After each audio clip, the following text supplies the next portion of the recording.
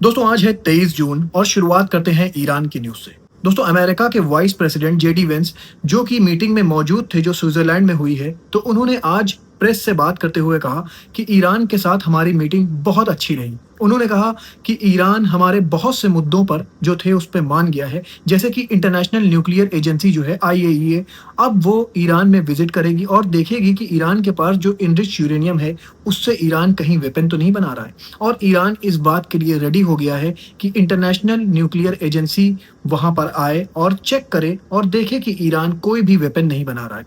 दोस्तों Donald Trump ने भी पोस्ट किया और कहा कि हमें बहुत बड़ी अचीवमेंट हुई है ईरान के साथ, जो हमारी अभी बातचीत हुई है, जो डील हुई है उसमें ईरान रेडी हो गया है और आईएईए को उसने अलाउ कर दिया है कि ईरान के अंदर आए और चेक करें। और दोस्तों ये चीज़ ईरान भी बहुत पहले से कह रहा था कि हमारे पास इनरिच यूरेनियम तो है लेकिन हम वेपन नहीं बना रहे, और इसके लिए ईरान रेडी भी हो गया है कि international nuclear agency IAEA Iran में आ सकती है और यहाँ पर जैसी चाहे वैसी जांच कर सकती है।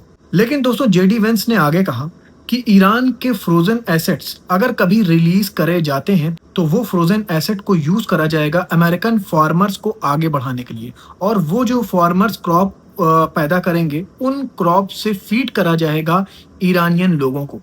दोस्तों ये चीज ईरान एक्सेप्ट करेगा कि नहीं ये तो देखने वाली बात होगी, क्योंकि ईरान डायरेक्ट कह रहा है कि उसको जो उसका फ्रोजन एसेट है वो वापस चाहिए। लेकिन जेडी वेंस जो कि अमेरिका के वाइस प्रेसिडेंट हैं वो कह रहे हैं कि अगर कभी ये सैंक्शंस जो फंड हैं ईरान के रिलीज हुए तो वो अमेरिकन फार्मर्स को रिच बनाने के लिए यूज करे जाएंगे। देखिए दोस्तों इसमें क्या होता है, इसी के साथ अमेरिका के एम्बेसडर हैं लिंडसी ग्राहम, उनका भी बयान आ गया है। लिंडसी ग्राहम ने कहा है कि अगर डोनाल्ड ट्रंप डिप्लोमेटिक वे में इसको हल करना चाह रहे हैं ईरान के साथ अपने मसले को, तो वो ट्राई कर सकते हैं, लेकिन मेरा ये मानना है कि ये डील सस्टेन नहीं करेगी और ये डील फेल हो जाएगी। लिंडसी ग्राहम ने कहा कि ईरान के साथ अगर डील फेल्ड होती है तो डोनाल्ड ट्रंप को स्ट्रेट ऑफ हॉर्मूज पर कब्जा कर लेना चाहिए और स्ट्रेट ऑफ हॉर्मूज पर अपना टोल लगाना चाहिए। जैसा कि टोल ईरान लगाने की बात कर रहा था वैसा ही टोल अमेरिका को लगाना चाहिए, और जितनी भी शिप वहां से पास हो वो अमेरिका को टोल दे। देखिए दोस्तों इसमें आगे क्या होता है। इसी के साथ मैं आपको बता दूं लिंडसी ग्राहम ने एक और खुलासा किया है। लिंडसी ग्राहम ने कहा है कि $300 बिलियन जो ईरान के फ्रोजन फंड हैं वो अमेरिका तो कभी देने वाला नहीं है। हाँ, अगर जो गल्फ कंट्रीज हैं जैसे कि Saudi Arabia, Bahrain, UAE, Qatar, Kuwait, ये सब अगर मिलकर ईरान में कोई इन्वेस्टमेंट करना चाहें तो कर सकती हैं, लेकिन मेरा मानना है कि ये भी चीज़ अच्छी नहीं होगी।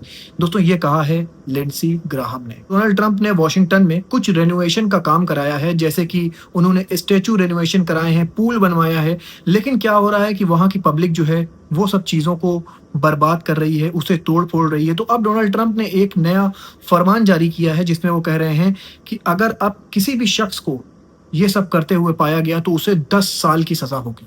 अगर कोई जो पब्लिक प्रॉपर्टी है वॉशिंगटन की उसको डिस्ट्रॉय करता है तो उसको 10 साल की कैद हो सकती है।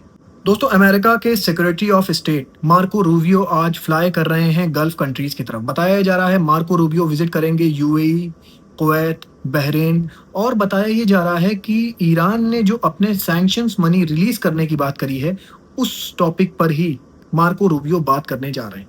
देखिए इसमें क्या होता है, क्योंकि डोनाल्ड ट्रंप ने कहा है कि हमारा और ईरान का जो नेगोशिएशन हो रहा है उस नेगोशिएशन के सपोर्ट के लिए मार्को रूबियो जा रहे हैं गल्फ कंट्रीज में बात करने के लिए। देखिए दोस्तों इसमें आगे क्या होता है, क्योंकि अभी जो फिलहाल की रिपोर्ट निकल कर सामने आ रही है वो यही है कि मार्को रूबियो जितनी भी गल्फ कंट्रीज हैं, जितने भी उनके एलाय हैं, उनसे मुलाकात करेंगे और गल्फ कंट्रीज में जितने भी ईरान का सैंक्शंस मनी है हो सकता है कि उसको रिलीज करने की बात हो, या फिर ईरान जो रिकंस्ट्रक्शन के लिए $300 बिलियन अमेरिका से डिमांड कर रहा है। तो ये लिंडसी ग्राहम ने भी कहा था कि हो सकता है कि अरब की गल्फ कंट्रीज ये $300 बिलियन ईरान को दें रिकंस्ट्रक्शन के लिए, या फिर ईरान में इन्वेस्ट करें। और एक बार डोनाल्ड ट्रंप ने क्लियर कर दिया है कि यूएसए अपने पास से $1 भी ईरान को नहीं देगा। देखिए दोस्तों इसमें आगे क्या होता है। दोस्तों इसी के साथ मैं बता दूं ईरान के फॉरेन मिनिस्ट्री के स्पोक्स पर्सन है इस्माइल बागई। इस्माइल बागई का भी बयान आ गया है। इस्माइल बागई ने कहा है कि अभी सिर्फ एमओयू साइन हुआ है, मतलब मेमोरेंडम ऑफ अंडरस्टैंडिंग साइन हुई है, अभी कोई फाइनल डील नहीं हुई है। अगर 60 दिन तक सब कुछ सही चलता है तो हमारे और अमेरिका के बीच में एक फाइनल डील होगी, लेकिन अभी जो है वो सिर्फ 60 दिन का सीज फायर है। और इस 60 दिन के सीज फायर में देखेंगे कि हमने जो अमेरिका से डिमांड करी है, अमेरिका उसको फॉलो कर रहा है, उसको मान रहा है या नहीं मान रहा है। अगर नहीं मानता है तो ये डील कैंसिल हो जाएगी। तो दोस्तों कंक्लूजन इस पूरी रिपोर्ट का ये है कि ये डील फाइनल नहीं है। ये डील कभी भी कोलैप्स कर सकती है, जैसे कि लिंडसी ग्राहम का कहना है। देखिए ये डील कब तक सस्टेन करती है। क्या अमेरिका ईरान के पॉइंट मानता है और क्या ईरान स्ट्रेट ऑफ हॉर्मुज खोलता है? ये तो देखने वाली बात होगी। दोस्तों अमेरिका के वाइस प्रेसिडेंट हैं जेडी वेंस। जेडी वेंस से जब एक रिपोर्टर ने पूछा कि ईरान ने जो ये शर्त रखी है कि लेबनान के ऊपर भी उसको सीज फायर चाहिए और इजराइल कह रहा है कि वो जितने फ्रंट पर साउथ में आ चुका है वो वापस नहीं जाएगा, तो क्या इजराइल वापस जाएगा? इस पर जेडी वेंस ने कहा कि इजराइल का कोई इरादा नहीं है कि वो लेबनान की टेरिटरी को ऑक्यूपाई करे। लेबनान की टेरिटरी पर वो सिर्फ इसलिए है क्योंकि उसको हिजबुल्लाह से खतरा है और हम ऐसी कोशिश कर रहे हैं कि इजराइल भी अपनी टेरिटरी में रहे जहां से उसको हिजबुल्लाह से खतरा ना हो, हिजबुल्लाह भी अपनी टेरिटरी में रहे। देखिए इसमें आगे दोस्तों क्या होता है। तो अब मैं खबर आपको रशिया और यूक्रेन की बता दूं। बताया जा रहा है यूक्रेन ने रशिया की जो इलेक्ट्रॉनिक मिसाइल फैसिलिटी है उस पर हमला किया है और काफी ज्यादा नुकसान पहुंचा है रशिया की इस मिसाइल फैक्ट्री को।